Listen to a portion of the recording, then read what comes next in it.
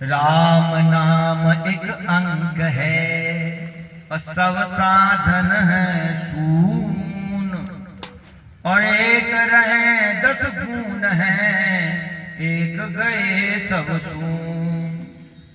इसका भी हम वास्तविक अर्थ नहीं जानते, इसीलिए वो बोला जा रहा है। हम इसका अर्थ ये समझ बैठे हैं कि भगवान का नाम ही सब साधन है, मतलब सभी साधनों का सार है, बाकी के सब साधन तो शून्य है। जैसे शून्य की कोई महिमा नहीं, वैसे ही साधनों की कोई महिमा नहीं है, पर ऐसा नहीं है। शून्य की बड़ी महिमा होती है।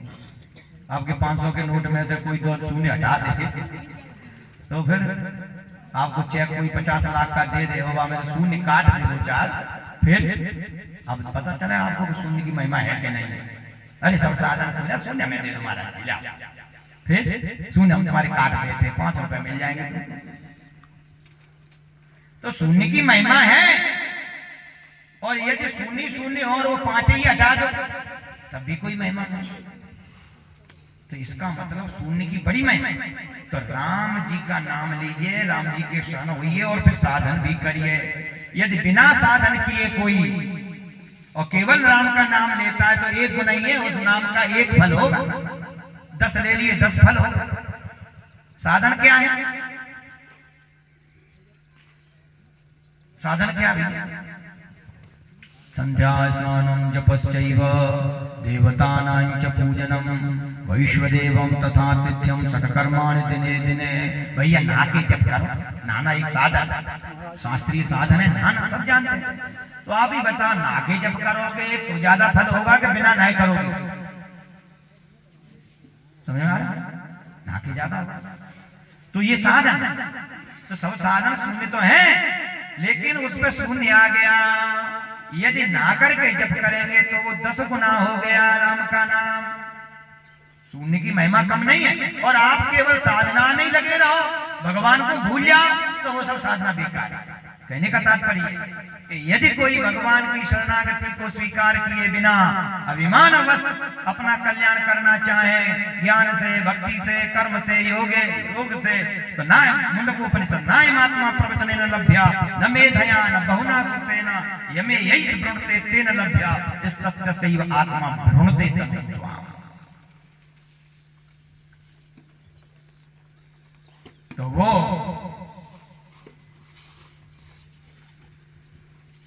किसी साधन से लभ्य नहीं है। इसलिए हम नाम जप करें, भगवान के शरणागत जरूर हों, लेकिन साधनों को नहीं छोड़ें। अगर केवल साधनों में लगे रहे तो गलत, और केवल नाम में लगे रहे तो उनकी महिमा थोड़ी हो पाएगी। यदि ना लिया तो एक नाम 10 गुना काम करेगा। और आपने संध्या वंदन पूजा पाठ कर लिया, 100 हो गया। माता पिता की सेवा, गौ की सेवा करके नाम जप करते हैं तो हजारों लाखों गुना हो गया। और बलवैश्वदेव जप भी करते हैं, तर्पण करते हैं पितरों का, ये सब साधन है। वेदों का पाठ भी करते हैं, फिर करते हैं, तो इनकी महिमा बढ़ती जाएगी। तो इसलिए साधनों की महिमा कम नहीं है। वो साधन तो आपके उसमें है जो है बढ़ोतरी का 10 गुनी बढ़ाने का काम करेगा। इसलिए तुलसीदास जी का कहने का मतलब क्या है? नहीं कले कर मन भगति देखू, माने कि कलयुग में राम नाम की महिमा है, ये यहाँ गाया जा रहा है। औरों की निंदा नहीं, विधेयक की स्तुति की जा रही है। जब जिसकी स्तुति होगी तो उसकी महिमा गाई जाएगी। आगे तो वो कहते हैं कि ब्राह्मणों के लिए ये थोड़ी कहा उन्होंने कि तुम राम नाम नहीं जपोगे तो पतित हो जाओगे। उन्होंने क्या कहा? सोचिए विप्र जो वेद विहीना, वे तुलसीदास। अरे अब यहाँ तो भाषा बदल गई, तुलसीदास नहीं, भाषा एक ही है, तुम नहीं समझ पा रहे। सोचिए विप्र जो वेद विहीना तज निज धर्म विषय लवलीना। सोचिए का मतलब क्या है? मुझे लगता है शायद आप समझ नहीं पाए। सोचने का मतलब सोचो, सोचना नहीं, शुच शोके धातु। उस ब्राह्मण का शोक करो, रो उस पर, ये अर्थ। वो शोचनीय है, माने शोकनीय है। शुच शोके धातु है। वो तुलसीदास जी श लिखते नहीं है, यही सा लिखते हैं। अशोच्यानन्य शोचत्वम प्रज्ञावादांश भाषते। शुच शोके धातु है भाई। तुलसीदास जी व्याकरण के महापंडित हैं।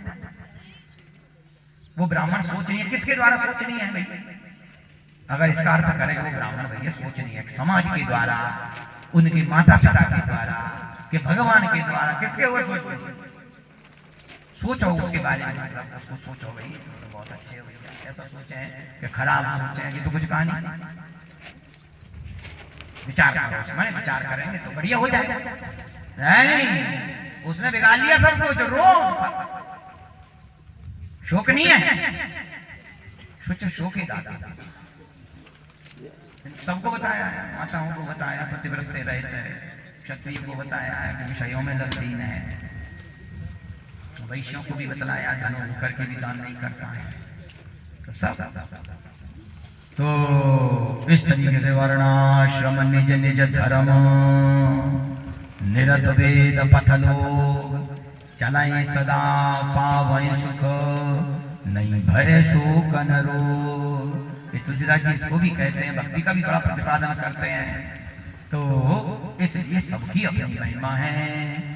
मुख्य रूप से भगवान की शरणागत होकर के वर्णाश्रम धर्म का पालन करते हुए और अपने इष्ट का चिंतन किया जाए, नाम जप किया जाए, जो भी किया जाए तब वो फलीभूत होता है पूर्ण रूप से। हम अकर्मण्य बन जाए, हम चाहते सब कुछ है और करना कुछ नहीं चाहते, तो इससे कुछ नहीं होने वाला, कुछ नहीं।